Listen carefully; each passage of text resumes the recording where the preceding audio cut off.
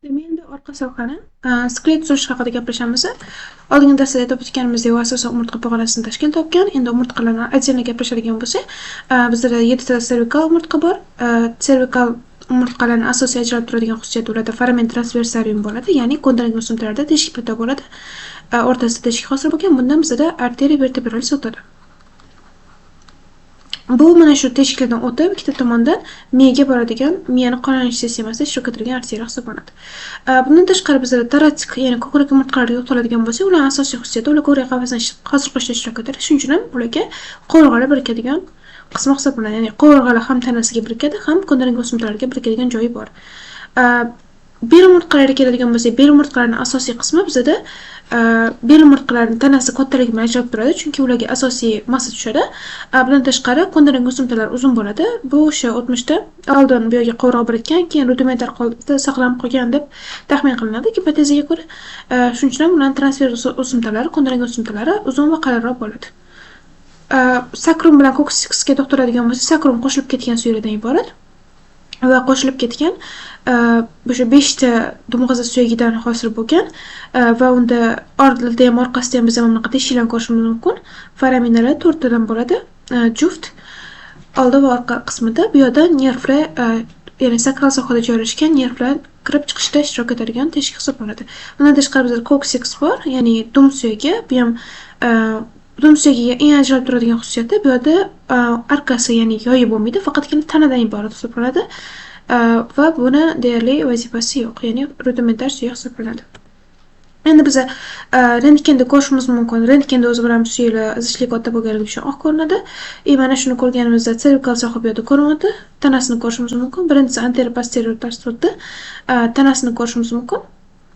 Bu yerda S2, ya'ni ikkinchi bo'yin umurtqasining tanasi ko'rsatilgan va bundan tashqari 4-chi bo'yin umurtqasini biz bu yerda orqada joylashgan spinoz, ya'ni o'tkir o'simtasini ko'rishimiz mumkin. Lateral tarafdan qaraganimizda mana bu yuz suyaklari va kalla suyaklari.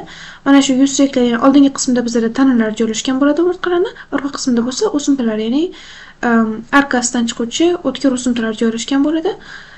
Va mana shu eng muhim xususiyati bizda vertebra prominens bor, ya'ni 7-chi bo'yin umurtqasi aniq ajralib turadigan vertebra umurtqa hisoblanadi, chunki uning o'tkir o'simtasi uzun bo'ladi boshqalarga nisbatan va shu o'sha paypaslaganda mana shu ko'pincha mo'ljal qilib olinadi. Bundan tashqari biz umurtqalarning o'rtasida intervertebral disklarni ko'rishimiz mumkin, ya'ni umurtqalararo disklar. E'tibor beradigan bo'lsangiz, suyaklar bizda oqroq, bular qoraroq ko'rinadi, chunki suyaklanishlikligi bulardan ko'ra ancha yuqori bo'ladi. Bular to'g'ay biriktirib to'qimadan tuzilgan struktural hisoblanadi. Shuning uchun ham qoraroq ko'rinadi rentgenda. Endi umurtqa pog'onasi ko'krak bo'limiga o'tgan bo'lsak, ko'krak bo'limida anterior posterior bu ko'rinishi qovurg'alar birikkanligini ko'rishimiz mumkin. Bundan tashqari mana shu sohada qovurg'alar birikadigan sohasida ko'ndalang o'simtalari bor. Ular yon tarafdan lateral proyeksiyadan ko'ringanda biz intervertebral disklarni ko'rishimiz mumkin, mana joylashgan tanalarning o'rtasida va intervertebral foramenlar ham hosil bo'ladi. Intervertebral foramenlar hosil bo'lishi, masalan, mana bu bitta umurtqa deydigan bo'lsak, umurtqa suyagi uni o'sha tanasida pastki o'ymasi bo'ladi. Bu tepadagi umurtqada, pastki umurtqada bo'lsa, yuqoriga tanasining yuqori qismida o'yma bo'ladi. Mana shu ikkita o'yma birlashishidan bizda intervertebral foramen hosil bo'ladi. Bu foramenning asosiy vazifasi bizda spinal nervlar, ya'ni orqa miya nervlarini chiqadigan joyi hisoblanadi. Bunga alohida yana gaplashamiz. Nima chiqishini bilib olishlik kerak. Intervertebral foramenda demak bizda orqa miya nervlari chiqadi. Endi bizda orqa miyaning bel sohasini gaplashadigan bo'lsak, bel sohasiga e'tibor beradigan bo'lsak, bu yerda o'tganimizdek tanalari qalin bo'ladi ancha boshqalarga nisbatan va bu yerda intervertebral foramenlar hosil bo'lgan, nervlar chiqadigan, disklari ham nisbatan tanasiga moslashgan ravishda kattaroq joylashgan va bu yerda transvers o'simtalarni ko'rishimiz mumkin. Transvers o'simtasi bunda kattaroq joylashgan.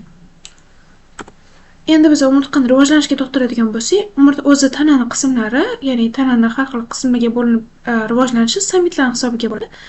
Samitlar mana shu tanani qismidagi to'qimalarni hosil qiluvchi birliklar hisoblanadi embrionli paytida.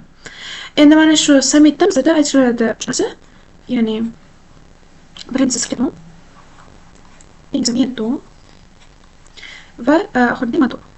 Skletondan suyak strukturalari, metondan mushaklar, dermatondan teri hosillari hosil bo'ladi. Shuna qilib tana rivojlanadi, shakllanadi. Sitotomdan suyak struktura, metondan mushaklar, dermatomdan teri hosillari hosil bo'ladi. Shuna qilib tana rivojlanadi, shakllanadi. Mana bu bizda samitlarning tuzilishi, ya'ni butun tana bo'ylab kraniya kaudal deydi, ya'ni boshdan dum qismigacha bo'ylab joylashgan bo'ladi. Shuning hisobiga har bitta tananing qismlari bizda rivojlanadi.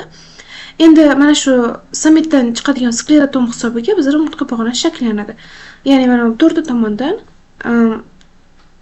u qism hosil qiladi, ya'ni mana shu sklerotom, samitdan sklerotom chiqadi, sklerotom borib mana shu umurtqalarni qismlarini hosil qiladi, ya'ni formiga vertebra umurtqalarni hosil qilishda ishtirok etadi. Sklerotomdan rivojlanishini bilishingiz kerak va uni o'rtasida, ya'ni umurtqalar rivojlangan paytda o'rtasida bizda neural tub, ya'ni orqa miya va bosh miyani rivojlantiradigan nerv nang ham hosil bo'ladi. Mana shu umurtqa pog'onasining ichida, ya'ni ikkalasi birga rivojlanganligi uchun ham mana shunaqa shaklga keladi rivojlangan paytda. Endi tipik umurtqalarga alohida to'xtaladigan bo'lsa, ya'ni umurtqalarda nima qism bo'lishi kerak normal holatda?